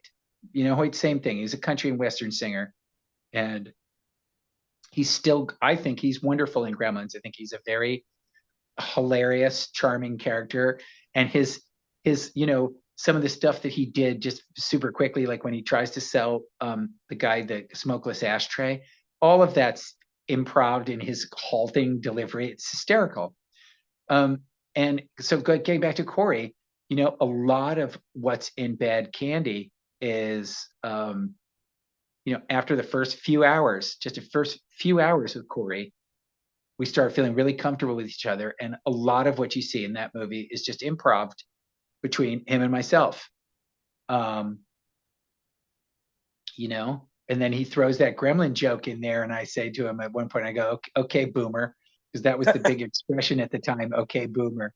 And he and I both cracked up. All of that is just, complete improv, fun stuff, self-referential nonsense, because it's Bad Candy. It's a horror anthology. It's not supposed to be Shakespeare. It's supposed to be Bad Candy. It's supposed to be a fun horror movie that you watch with interesting people doing stuff that you don't anticipate. And that's why we love horror so much, which brings us to Crypticon coming up next month. And that's why we all go, because we love horror so much, and we love what you and many other actors and directors, creators have done for us and have molded us into the fans that we are today. Sure. Yeah, I mean, I love doing the conventions. It's done more for me, and I'm not talking about it in a financial way, although the financial way obviously is enormous, but it's done more for me in terms of understanding the impact that stuff that I've done has had on people, that by far than anything else I've ever done. Like, it's a very strange thing when you're an actor. You do a piece like Gremlins or whatever, Bad Candy, and you do it and you just throw it out there. You throw it out there into the ether, and you throw it out there like almost a year after you've done it. A lot of times you've forgotten about it. Some of the movies I've done, I'm not ashamed to say, but some of the movies I've done, I've never seen. I did it and I moved on. I never even watched it. I just did it as a thing and sent it out there. And it's only by doing these conventions that people come up to you and say, I saw X and I was going through a terrible time in my life, and watching your film brought me so much pleasure and relief from the suffering that I was going through. Like that, those kind of things that I hear all the time, I would never in a million years that would never have crossed my mind. It would never, the idea of entertainment as soothing for the soul or entertainment as healing tool is something that would never have occurred to me unless I'd heard it from, now it's been literally hundreds, if not, a couple thousand people. Gremlins 2 got me through some very difficult times. My parents were getting divorced. I'd hear them shouting downstairs. I locked myself in the room and watched Gremlins 2, and that was my escape movie. Thank you so much. And I give them a hug, and they start breaking down and crying. You know what I mean? And like that's like for an actor, that's like an intense thing.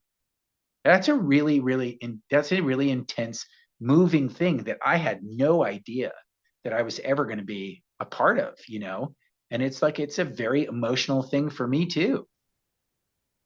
Why? Yeah, I mean, that almost would be better. I mean, of course, I haven't received an award for being an actor, but I would almost feel like that's better than receiving an award, was for people directly telling you to your face right there at a convention, like how much your project means to them. Yeah, I mean, all I have to do, if I ever feel bad about my career, because I'm a very ambitious person, and sometimes I'm like, well, I wish I'd done this, I wish I'd done that, I wish I'd booked this job, how come I didn't, how come I never worked with so and so, well, there's still time, you're only 60, whatever, things like that. If I ever start to, and I've had it's funny, I walked into a audition one time a couple of years ago, and the casting director just sat down and he goes, "Hi, Zach, how you doing?" I go, "Good." And he stopped and he goes, "Well, you've had an incredible career, haven't you?" And I was like, "What?" Because to me, I thought, I've had like a B career, I've had like a B plus career, I can give myself an 86 or something like that, and that person was like, "You've had a better career than 99.99% of the people who've ever given this career a shot. So don't you feel bad about it." But even more than that, it's not just the ego thing, although as an actor, you have to worry about your ego because it gets battered and bruised. But like, say, for example, when this podcast is over, go on the YouTube link for the Surviving movie that I told you, the teenage suicide movie, and read some of the comments. You'll see some comments like, "I was close to committing suicide, and then this movie made me realize what I would be leaving behind in my wake. Thanks to this movie, I now want to live again." Stuff like that. Oh man. You can't process that. Yeah. You can't process that something that you did, and maybe the performances that I did with Molly, or that River Phoenix does in that movie. He's so incredible in that movie. I love that young man. You can't, it's very, very difficult to wrap your brain around it. It's amazing. It's fantastic. You just never think as an actor, that you're going to be able to have that kind of impact on people. It's wild. Well, you certainly have. Yeah, we thank you for it. Like, I mean, man, like I said, I'll say it again. Gremlins, I love that movie so much. I wrote a song about it. That's awesome. I used to work at a video store, and I was watching the bar scene, and I just was thinking, like, God, these gremlins, what a bunch of wild animals, bunch of nuts. And I kind of started relating that to what alcohol can do to people. And so that's what I did. They're gremlins transforming before your eyes. Yep. Yeah, but that movie is just I hope I'm speaking for others when I say that it really did make me a horror fan. That amongst a few others, but it's always going to have a special place with me. That's beautiful. Yeah, that's awesome. And that's something as a 19-year-old, I could never have figured out. I would never, I might as well throw this in at the end. I'm writing a book. I'm about a third of the way through it. And it's just about literally auditioning for, going and shooting and watching the release of Gremlins. It's basically March 1983 to July 1984, and what it was like for me emotionally as a human being to go through such an overwhelming experience like that, to go from a complete unknown to then suddenly being, like kind of recognized on the streets. But it's not even just about the recognition thing. It's about the sort of transformation that you go through as a human when you get vaulted into this thing. And how exciting it was, and how magical it was, and how so much self-doubt there was, and terror and fear and nervousness and exhilaration and triumph and everything. And writing this book, I've had to sort of reprocess a lot of what I went through 41 years ago. And the fact of the matter is, some of it is just so hard to wrap your brain around. I mean, I know intellectually, I know that it happened, because there's the poster on the wall, and there's you talking about how much it's one of your favorite movies. So I know it happened, but emotionally, it's still, I think I'm going to be on my deathbed going, did that really happen? And die because I can't, it's very, very hard to process that emotionally. The fact that people all around the world have seen it. I remember I was down in South Africa shooting a movie, and I was walking along the Johannesburg streets, and I paused to look in some shop window, and this kid comes up and taps me on the shoulder, and he goes, "Hey, Billy, you're Billy." And I'm like, oh my God, I'm halfway around the world in another continent where the water goes down the drain the opposite direction. I don't know if you've ever been south of the equator, but it doesn't go this way, it goes that way. And I'm being recognized, like that, the power of the pervasiveness of movies, the fact that it's everywhere where you go around the world. It's the fact that your image gets spread everywhere with the merchandise and everywhere. It's crazy. Conventions, people come up to me and they go, "Did you ever see this?" And it's like, oh, it's a Gremlins 2 video game lobby card with me on it. And I'm like, I've never seen this. Like the amount of merchandise they pumped out with my image, it's nuts. I tell this story all the time about how I was at a bar and Marilyn Manson comes up to me and is like, "Hey, would you sign my Gremlins lunchbox?" I'm like, "Do you have it on you?" He's like, "Yeah, it's in the trunk of my car." I'm like, "What?" See, apparently he knew he would run into actors and people and all over LA. So he had like 10 or 12 of his favorite lunchboxes that he wanted signed. He just kept it in the back seat of his car. So if he ever ran into anybody, he'd be like, "Hey, will you sign my lunchbox?" But it's been an insane journey for me. It really has. Well, we're looking forward to meeting you in about a month. We're really we're going to be out there. I know Steve will be there a couple days. I'll be out there on Sunday, and I'm sure we're speaking for many others too. We're definitely looking forward to coming and hanging out for a bit. No doubt, it's going to be a special time in Seattle, and I know this is going to sound like total pandering, but one of the strange things that everyone who knows me and has known me for decades is that since 1979, I've been a diehard Seattle Seahawks fan. And it's on, I think it's on my Twitter page or something like that. I've been a fan since that fake Efren Herrera field goal against the Falcons in '79. That and Fulton County Stadium down here. Jack Patera is the coach, Jim Zorn, Steve Largent. That was my first team. So I have been a Seahawk fan now. I'm going to be celebrating my 45th year as a Seahawks fan. How about that? That's I great. was gonna actually end on asking about that. Like you mentioned growing up in school in Manhattan and stuff. How are you not like a Yeah, Jets or well, Giants fan?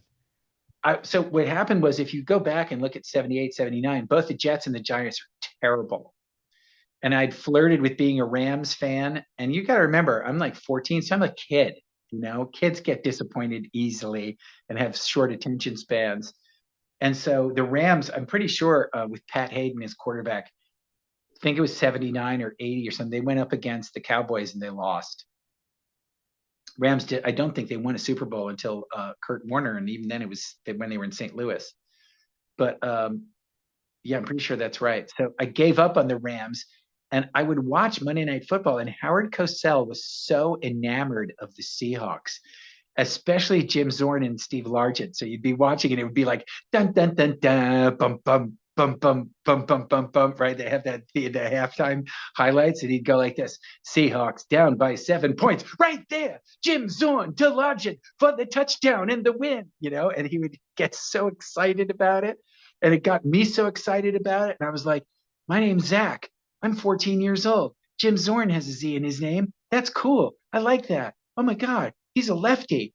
I'm not a lefty, but it's super cool that he's a lefty. Oh my God, Steve Largent is a slow white guy who wants to be a receiver. I'm a slow white guy who wants to be a receiver too. He's got great hands. Maybe one day I'll have great hands like Steve Largent too."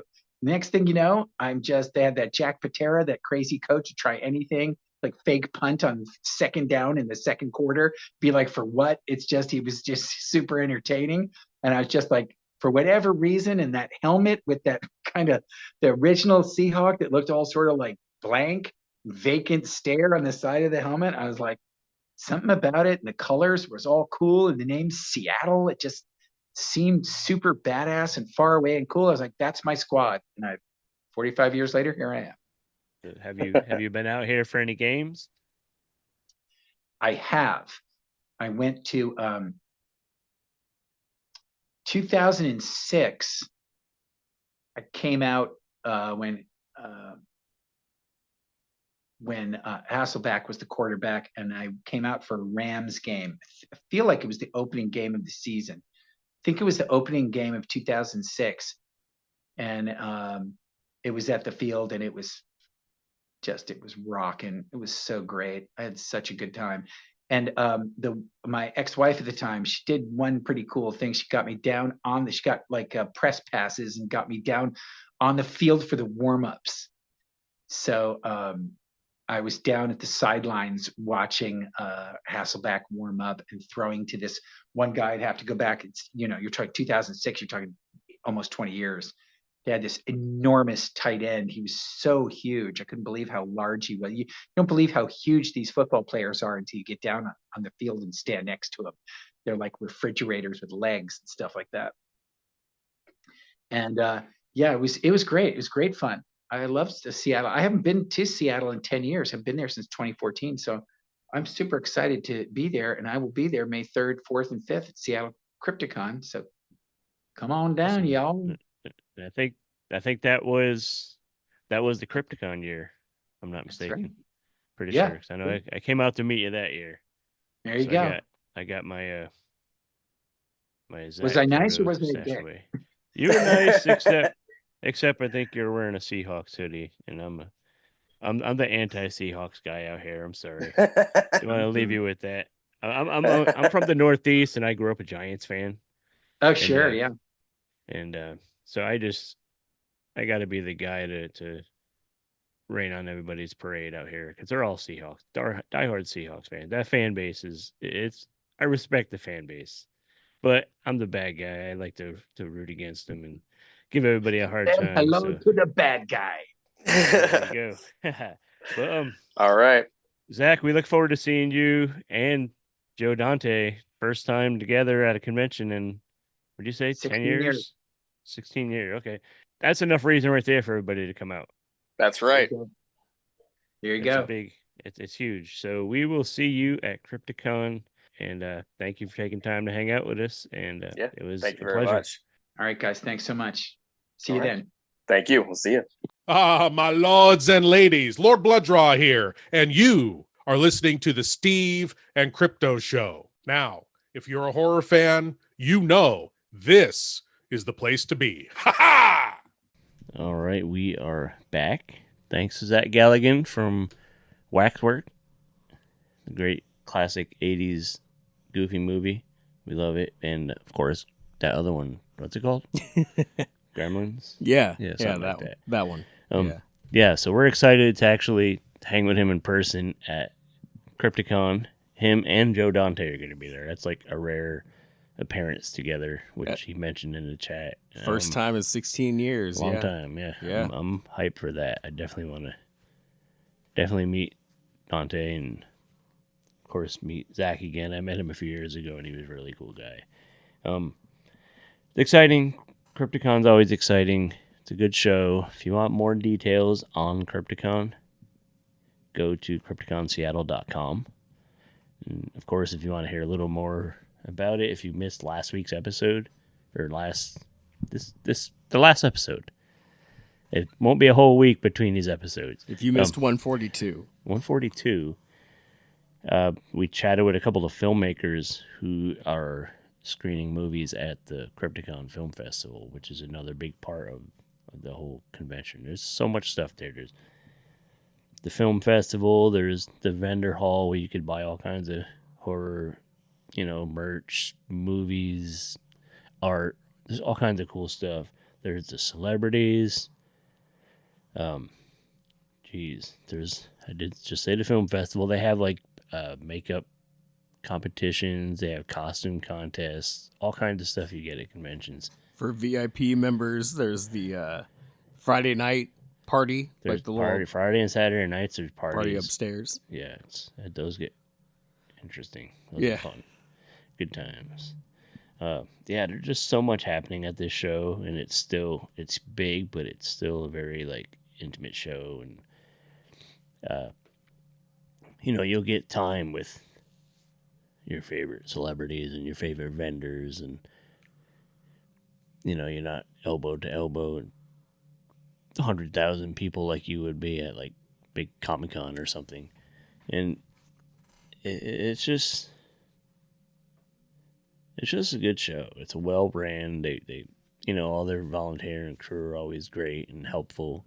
If you have any questions, you could always ask anybody working, and everybody knows the scoop. Everybody knows each other. It's like, it's a tight knit community out here. And it's fun. It's just I've said it a million times, it's like our horror nerd reunion here in the Northwest, and it's always good to see all the familiar faces every year. And again, I'm looking forward to like Saturday. It's going to be a huge day of panels. Like all the main people are doing panels, and I'm excited about that. What are you looking forward to on Sunday? Yeah, I'm just going on Sunday myself. Well, I'll start by saying that Sarah wasn't really excited to go this year until she noticed that Quinn Lord from Trick or Treat, who plays Sam, was added to the list. Right. And then that changed everything for her. So, and myself as well. I mean, I wanted to go anyway, but Quinn is a big plus and a main reason why I'd like to go too. So, meeting Quinn Lord and I mean, we've already chatted with Zach for a while now, but hang out with him in person for a minute. Those are the two main things, really. Just meeting those two, looking seeing around, old things. friends and all that shit. Yeah, with a lot of these events that I've gone to in the last couple of years, like I've kind of had to be tight on funds. It's just the way that things go. Yeah. When this time of the year, and now we're gonna be moving into a new house, so like I kind of have to be careful with my Crypticon experience, but stick to the budget. Yeah. But it's even on a budget, you could have a good time. You could go there and not buy or do anything and just go around just chatting with people that have similar interests and still have a good time. Yeah. Yep. And that's a big part of it too. That's really fun, is just being in a place surrounded by horror movie fans.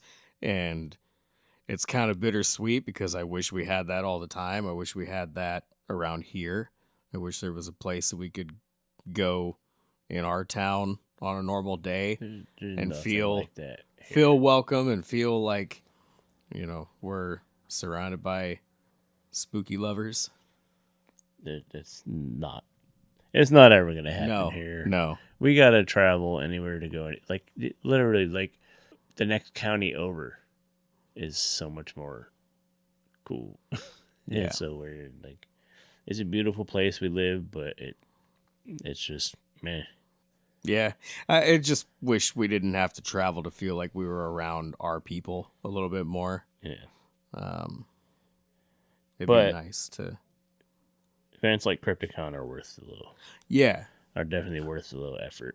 Yeah. But I get it. It would be nice to do stuff here. The one weekend a year is special, but it's just like after it's done and you come back to this, you're kind of like, oh, Yeah. this is just back to the lame old regular, But that just makes it more exciting to build up for next year. It does, yeah. CrypticonSeattle.com. Get all the info there. Get tickets and all that.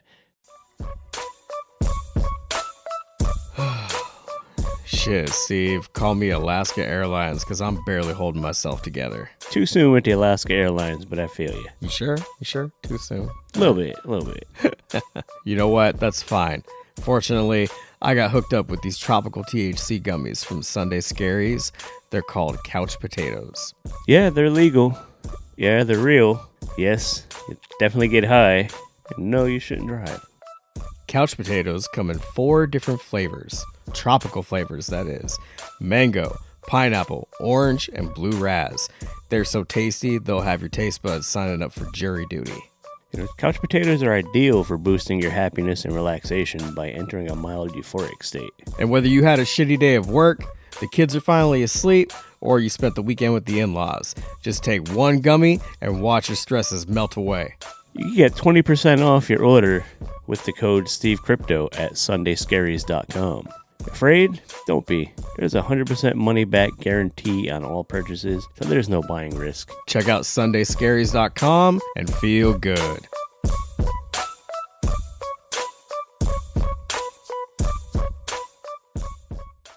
I know this episode and intro and stuff, we kind of made a lot of self-deprecating jokes and stuff about don't listen to us, we suck, this and that. But I want you to know we really do appreciate you guys. Yes, we we love you truly do. guys.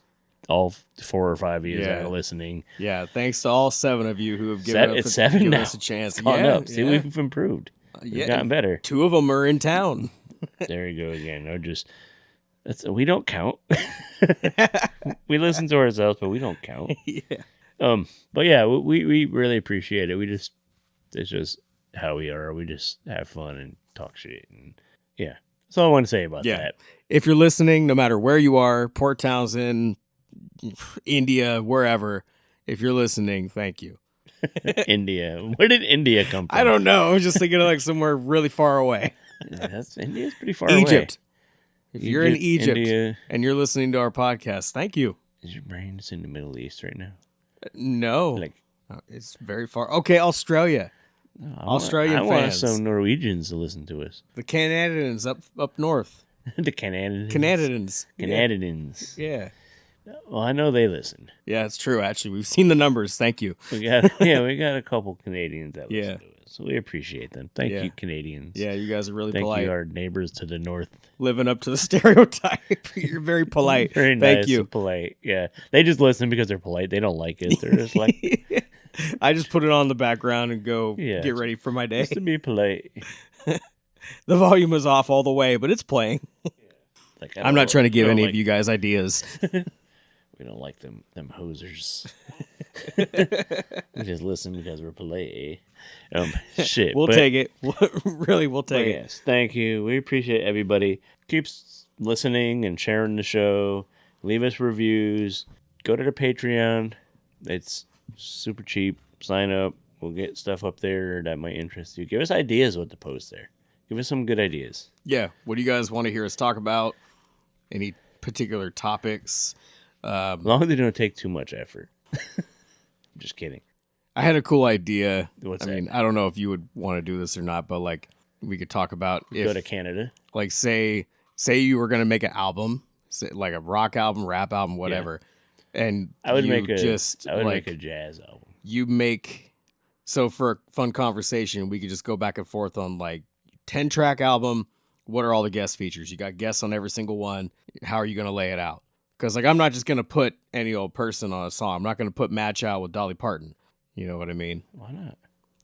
Dude, Dolly Parton made a metal album recently. She did, and what I heard of it was pretty good. Yeah, that's fucking Dolly, man. She's an icon. Okay, I'm not gonna put Rod Stewart with Ari the Rugged Man. I bet they could pull it off. Rod Rod- Stewart come up with a nice little hook for the verse. Rod would be like, "All right, you're filthy." I bet Rod's the dirtbag, dude. Yeah, yeah. I'd be like, You we're know. both a couple of scumbags. You know, Rod Stewart back in like the 70s. I bet he was a son of a bitch. I Yeah. bet he had all the ladies and Stevie Wonder and Blind Fury on a track together. How about that? okay, let's explore this down the road. I mean, I like the idea. It's funny, but I bet we could just come up with some funny shit even. Mm-hmm. Maybe not, if we don't take it too seriously, it could be a really fun conversation. And that's So what we do here. let's save that. So we'll work on that for Patreon or something, Yeah. and we'll talk about that. We could put Godzilla and Kong on the track. I mean, I meant actual performers, but sure. You could just get their growling recorded. And, There you go. yeah. That'd be cool. They won't. Probably be better than the fucking movie. It'd probably be better than a lot of songs you hear today. That's true too. I could probably fart you a better song than have to crap on the radio. Yeah. Except that new Taylor Swift, that shit's fire. just kidding. Speaking of songs, we got an awesome show coming up in May, middle of May. Master Chops and Agent Orange, legendary surf punk band Agent Orange. It's gonna be awesome. But I'm more excited to see the Master Chops. They're like this Russian surf band that has like spooky vibes to their stuff, and I'm really hyped to see them. Anyways, patreon.com/SteveCrypto, buymeacoffee.com/SteveCrypto, Etsy/shop/Steven Crypto merch. You know I'm going to give you that link every time. and social media. I'm the Steve Strout. CryptoZoo88. We're at X and Instagram and the other ones and whatever else. I don't know if there's other ones. Threads, maybe? I think I'm on there. You can find the Steve Strout on TikTok, too. Occasionally I post stuff on there. I'll go through phases where I'll post things for, a few things in a week, and then I won't post nothing for like 3 weeks. So, you could go there. You might find something interesting. Don't be surprised if you see a video on there of some girl shaking her booty, and then all of a sudden Steve pops up to the side and he's like, "So, episode Now that it 143." got your attention, yeah. Tom Segura did that, and it works pretty well. I'd say that's a good marketing tool. Let's follow in line. Maybe I'll go and just shake my booty on there and see what happens. Yeah. Again, they'll be like, "Here's money to stop." Yeah. Don't do that. What else? Facebook group. Go there. If you see any interesting horror or nerdy news or something, post it in there. If you have a project going, you have a friend's working on a project, post it in there. And I think with that being said, before we run, if this episode is out in time, there is an event that we'll be at on the 27th of April. That's right. This Saturday, April 27th, Kitsap Mall in Silverdale, 10 to 6 is free admission to the Olympic Collectible Expo, the OCE. There's going to be over 20 vendor tables. Melanie Cohn, who is the voice of Lucy from Charlie Brown Peanuts, she's going to be there taking pictures and signing autographs. So come check out everything that we all have to offer. Like I said, I have to move by like the end of July. I don't have a choice. So I need to lighten the load. I need to get some extra funds for moving. So buy his crap if so you're you in don't the have area, to move it. if you're in the area, come buy my stuff so I don't have to move it to the new place. Moving I'd appreciate sucks. it. Yeah. I hate moving. But I mean, there's going to be graded Pokemon cards, there's Funko Pops, there's sports cards, comic books, toys, all kinds of things. Even I might be there. That's right. That's enough reason right there. You could come buy the Steve Stroud. You could buy him and Yeah, he'll go to your house. No, he won't. For- Maybe. For the It right amount of depends. money, you probably Depends. go over and, yeah. Right money, the right person. We'll see. Yeah. Wait, what would I be doing at their house? Just hanging out, or would I have to, do weird stuff? Or Maybe you're cooking dinner for them. But, I mean, if the money's right, I'll do it. what, the weird stuff? No, cooking dinner for them. Like, if the money's right, you guys listening right now, I'll come to your house and cook dinner. If the money's there. Okay. Sorry, we're podcasters are whores. And we're poor, so we need all the help we can Couple get. poor whores. And, I don't know. You would have to wait for me to come over till after Crypticon, though. Yeah. So I don't want to end up at somebody's house and get murdered and eaten or something Right. before Crypticon. I want to enjoy Crypticon first. Then I Yeah. could go become fucking dinner at some serial killer's house. So hit us up after the first weekend of May. We'll come cook dinner at your house if the money is right. It All right. depends where you live, so the money's got to be real right. Yeah. We're not going to India. I can't make it to India. Sorry. And we got to stay alive to record episode 124. So I think with that 124. 124. What am I saying? We're not going back in time. I don't even here. know episode we're on anymore. Episode 144. I think Sorry. this brain lapse My apologies. is a sign telling us I think it's to time to wrap it up. fucking wrap it up. So, yes, we'll see you guys at Crypticon, CrypticonSeattle.com. Get the info. Come hang out with us. And we have been the Steve and Crypto Show. We'll catch you on episode 144. Peace.